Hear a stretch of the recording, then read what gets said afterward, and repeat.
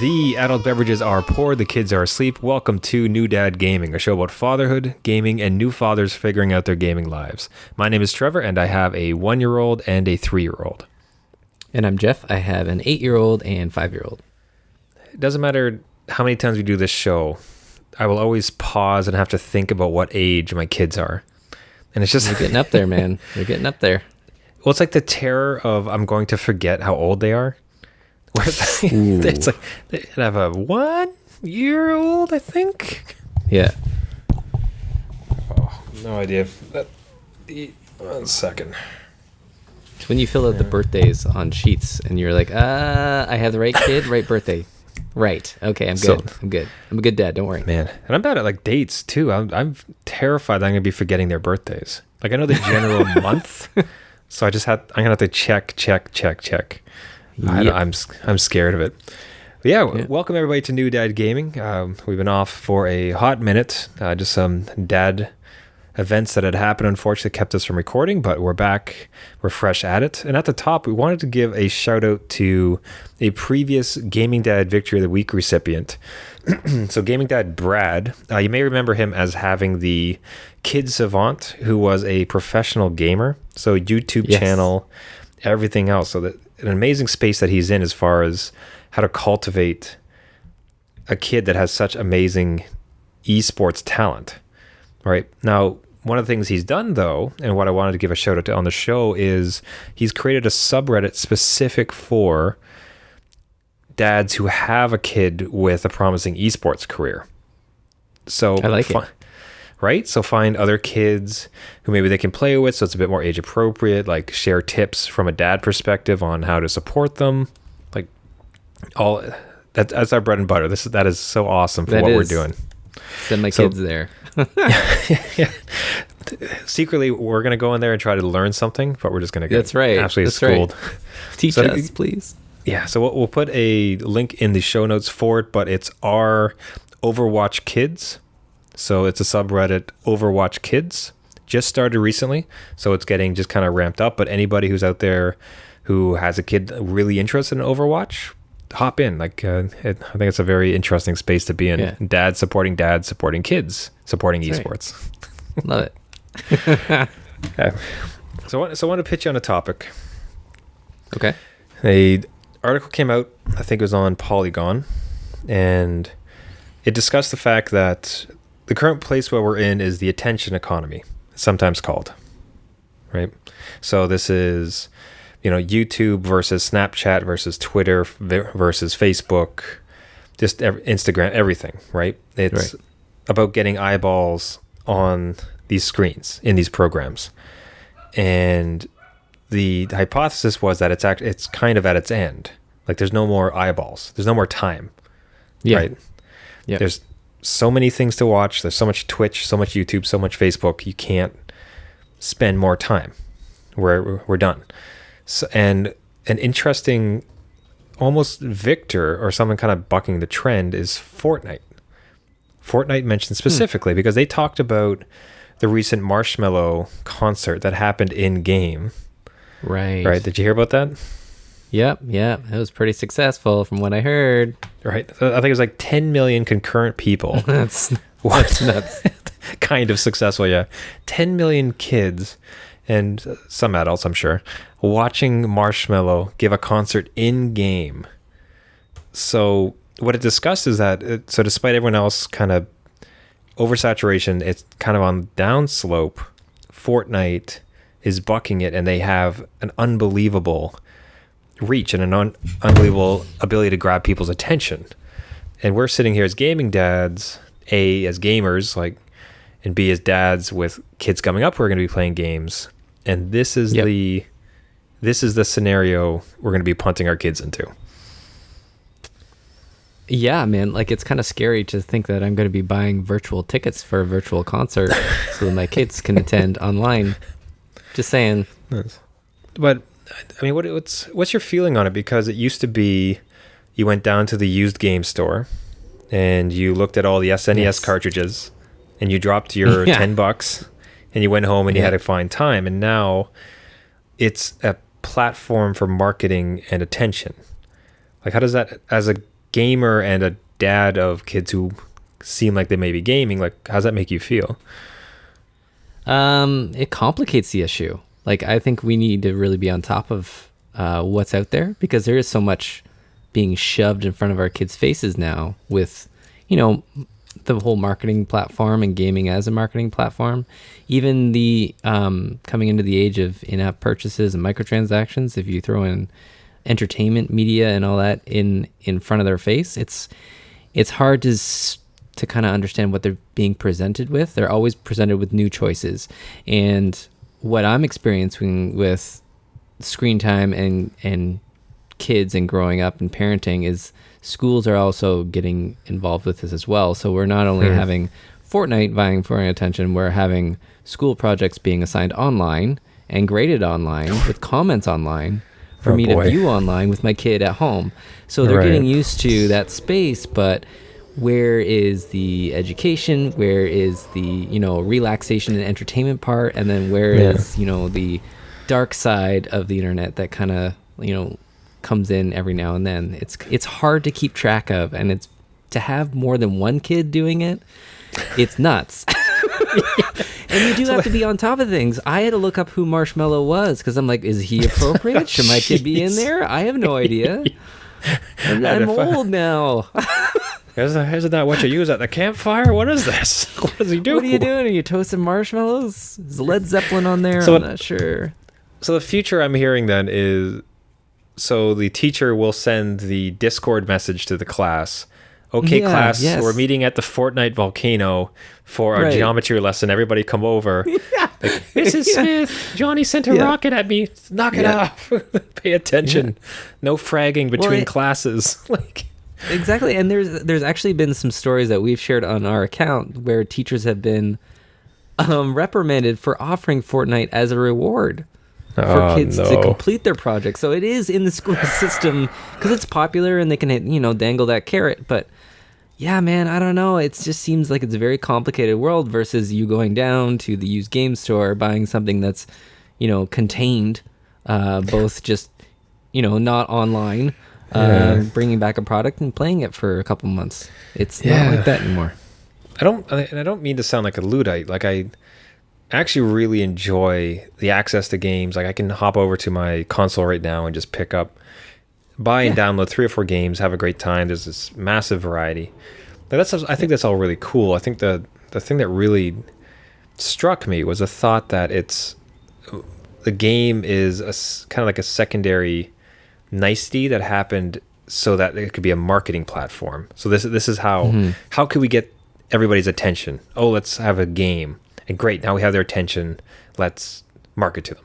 Let's go. Like, that's the new, like, it's not a social network, it's a game to be used as a marketing platform. That's just, it feels, I don't want to call it perversion, because perhaps if it's a good, as we've said, like, we've defended Fortnite as far as clean fun, it's not overly monetized, as far as pay to win type of stuff. So it's hard to fault it, but when it's pitched as the replacement to a social network, as the next product to get the people, like, those are my games, man. Yeah, and there's a lot of blurred lines with gaming and marketing as well, because if you have ever experienced Roblox or even Minecraft and modding that stuff, there's a lot of like entertainment type stuff on there versus just being a game.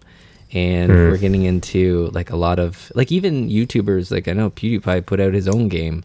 So people are associating like personalities with this whole entertainment medium. Like, now you can expand all you want. Stranger Things put out their own game. Like, it's just a lot of crossover into all sorts of stuff that, again, like kids are going to attach themselves. The Telltale series, there was the interactive version on Netflix, Telltale doing Game of Thrones, but again, like the Telltale Minecraft interactive series on Netflix. Exactly. Like, are they trying to take back Fortnite viewers? Like, what's that about? I think I think Fortnite's fighting with Netflix. I think there's a couple articles out there that where, like you mentioned, screen time, there's only so much time you have in the day that you can go and watch a screen. So not only do you have gaming, but you have iPads, smartphones, Netflix, and any other streaming service like Amazon, Google, like anybody's getting into it, right? So it's how do you navigate that, and how do you get people's attentions and get them onto your platform? And Netflix did a good job that way with the my kids watched that Minecraft thing. They loved it. They loved that they could have a choice in it, right? Yeah, and I determine the outcome. I never touched it. Like, was it like? Did you find it interesting? Like, it was well produced. It was entertaining. It was entertaining enough for what it was, right? Like they would give you kind of a. It was enough. Like, yeah. Like it's not like a hard hitting story or anything. And I don't think the choices ultimately matter in the end. Like I think you still kind of come to the same story close. What we like to call do you Mass like Effect a cat 3. or a dog? Yeah, so, but they enjoyed the interactivity of it, right? They had to have the remote there or the controller there and select the answer before the time ran out. Otherwise, it would just default, right? So they had to be watching and playing at the same time, and they would pass the controller back and forth between them to make the choices for the next scenario. So it was neat that way, but that's where you can see it kind of blurring together where are they gaming right now? Like they're not interacting with the character all the time, but just determining the life of that character on screen. So I don't know. Is it a point and click adventure? I'm not sure. We had that stuff growing up, so that stuff was pretty fun. But it's man, it's an interesting spot because then if that's where games have to go and it results in getting kind of interesting titles like Apex Legends and Fortnite, but and it doesn't necessarily cost us things like God of War that had come out. Like if those like titles still can exist, like maybe this whole thing is fine. But because of course like, the other big thing that came out, like speaking of free to play and what maybe should have been free to play with Anthem releasing, and I found it like I'd like your thoughts on it because I was taken aback in so much as people were going to hate the game no matter what. It was set up for people to hate it. You know what I mean? So I wasn't going to put a lot of credence into reviews of it necessarily. Where the online was ready to just hate EA no matter what, and I'm not a defender of them, but just at the same time, like it was going to be hated. And I have a good friend who, big time gamer, and he's absolutely loving it. He loves the game. He thinks it's such a blast. He feels so powerful. He loves booting around, having a great time. He's beat it. He's now going into like the extra sessions, and is having so much fun. And it's just it was so bizarre to see that like tsunami of hatred towards it, and then talk to my gamer buddy. He's like, "Yeah, I love it. It's great." Like, what's been your impression of it? I have seen very little positive comments about Anthem out there, just because of the hate. Right? It's kind of like everybody's on the same side. Let's all raise our pitchforks against Anthem. And granted, I haven't played it, but there's obviously a space for people out there that like it and enjoy it.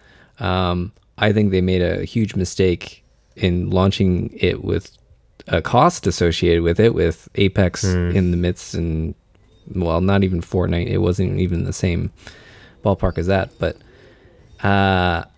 it seems like a lot of that stuff fades pretty quickly too. So if you have Anthem that released for $80, you just wait a couple weeks, it'll be down probably around $20, considering the reception it's got.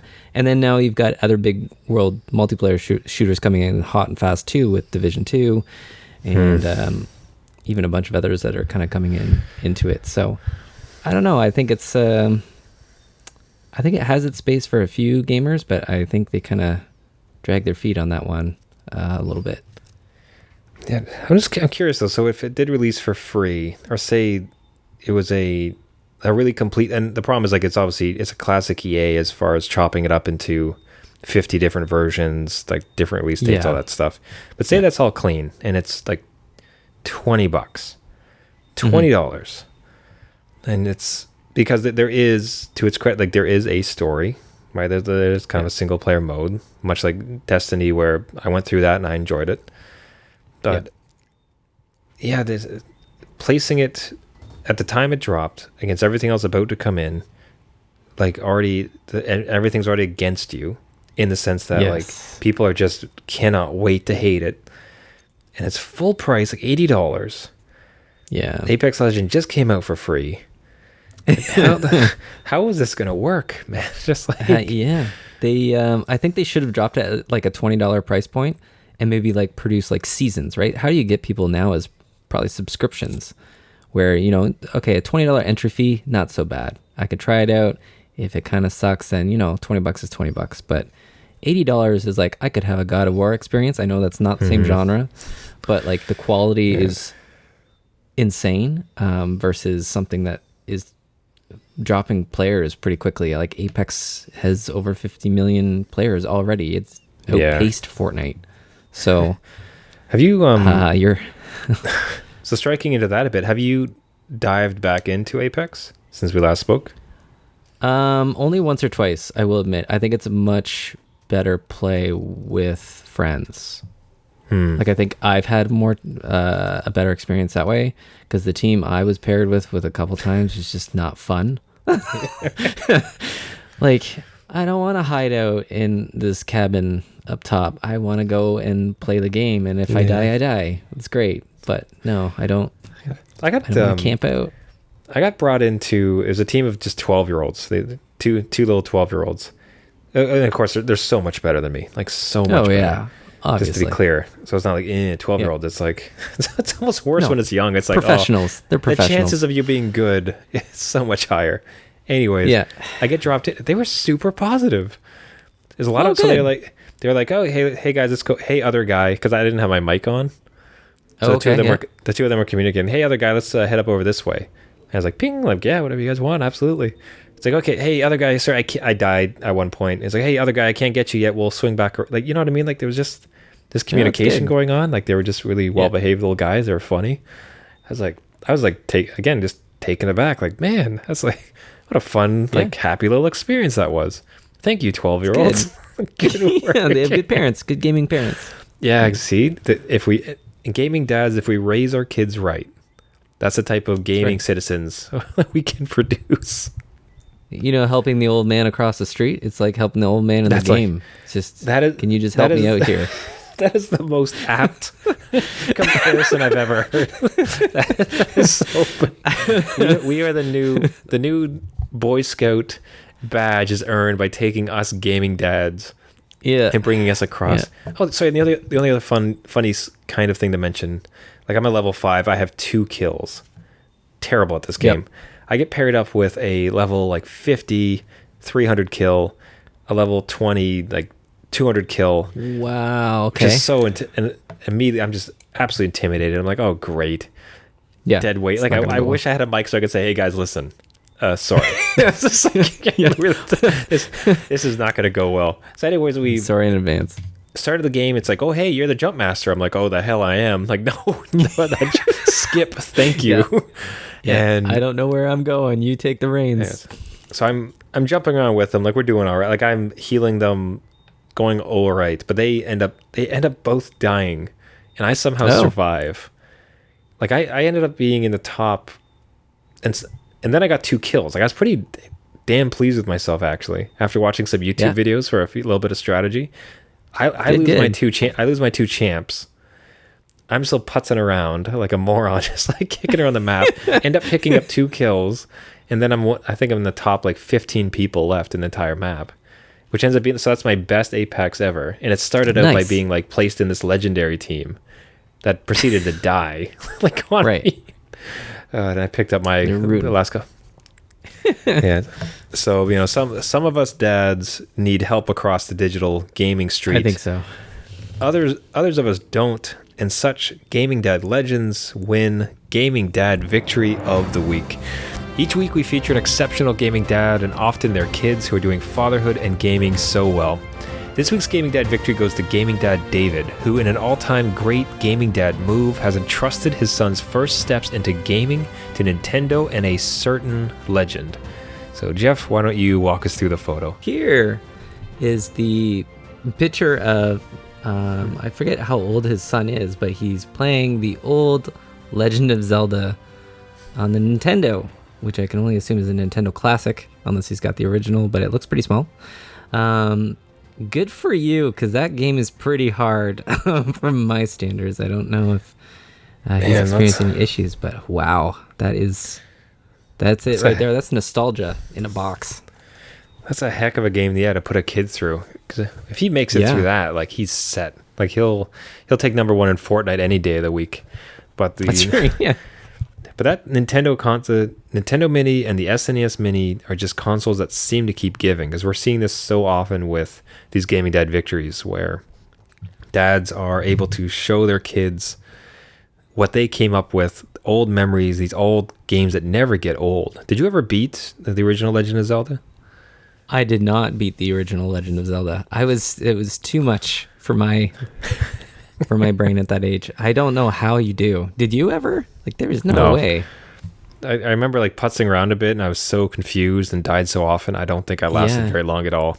No. And it feels like, so now this brave son will go through and succeed where we have failed. It feels like yeah, that's right. Yeah. It feels like there should almost be a certain prerequisite number of games that gaming dads have to have gotten through to really call ourselves gaming dads. So of course we don't have time for that. But let me quote his words though from the conversation we had. It's really cool to watch your son discover the magic of gaming, especially on the classics you grew up with. The hardest part by far was letting him find the secrets himself without grabbing the controller.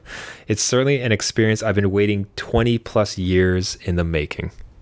Wow. So, man, that's the place I'm really excited to get to as my kids start to get older, start to play.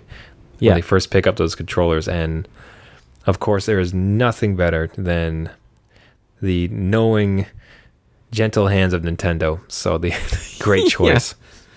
It is. So he's 6. It says in the comments he's 6 years old. That is a big congrats. That's a intense game. Double kudos for that. So for passing the controller over and leveling up his son's gaming, David has won this week's Gaming Dad Victory of the Week. Congratulations. If you would like to be nominated for Gaming Dad Victory or know somebody else deserving, reach out to us on our Instagram, our Facebook, or on our website. Speaking of Nintendo, interesting announcement from them this week. So they are dipping a toe into VR.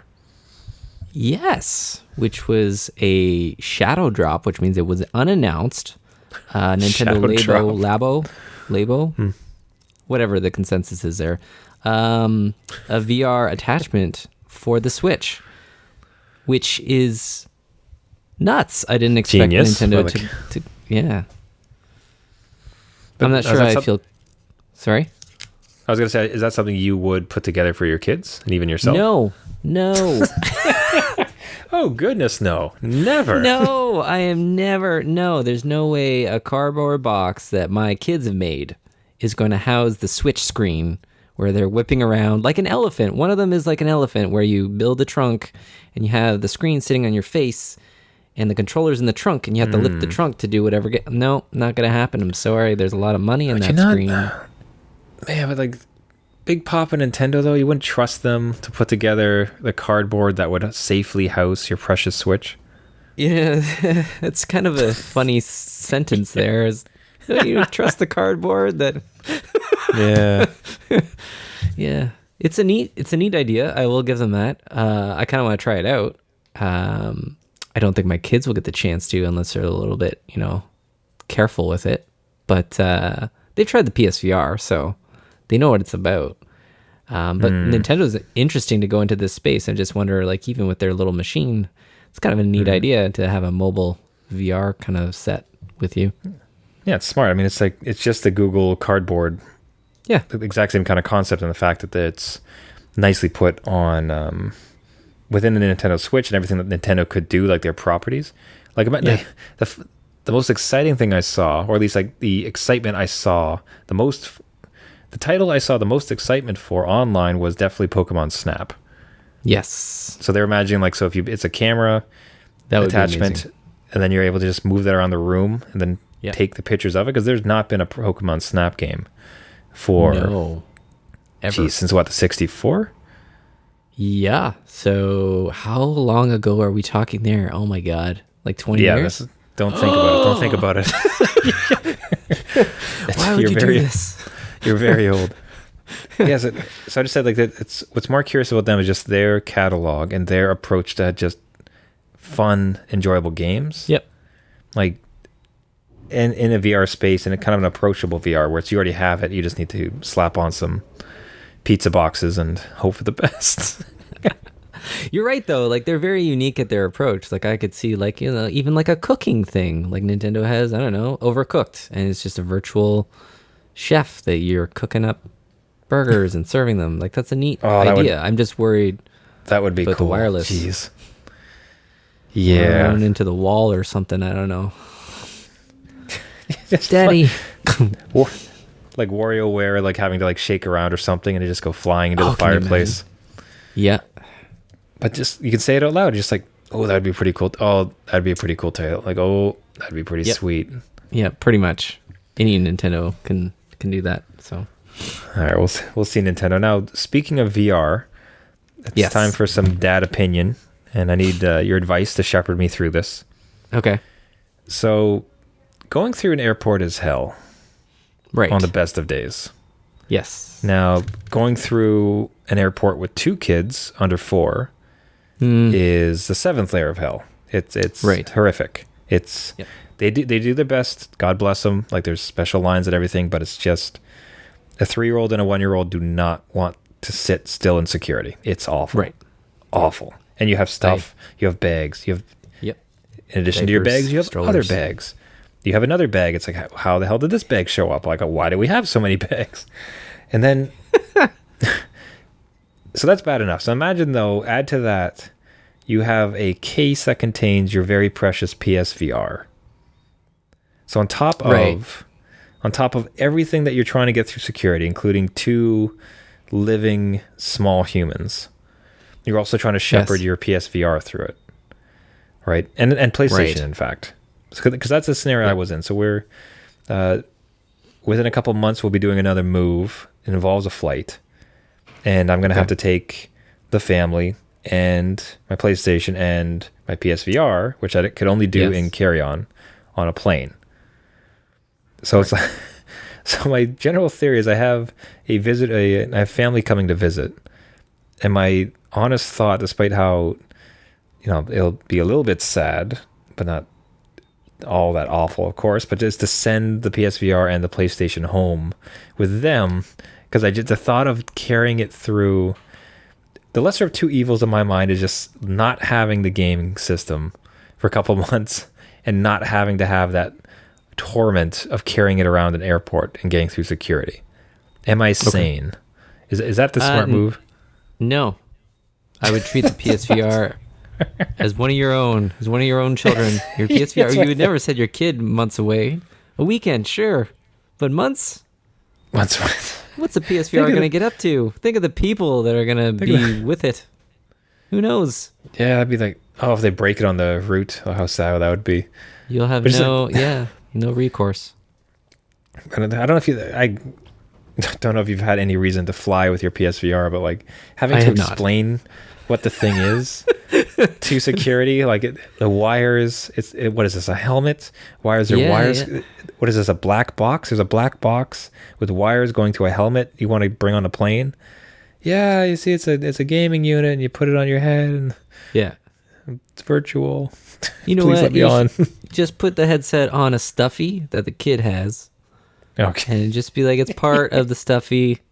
It's just what it is. It's this new show. Virtual Paw Patrol. Don't worry about it. And then make sure that the kid cries on command if they try to take it away. It's like, what have you done? Right. Come on, please. Exactly. You're ruining everybody's flight.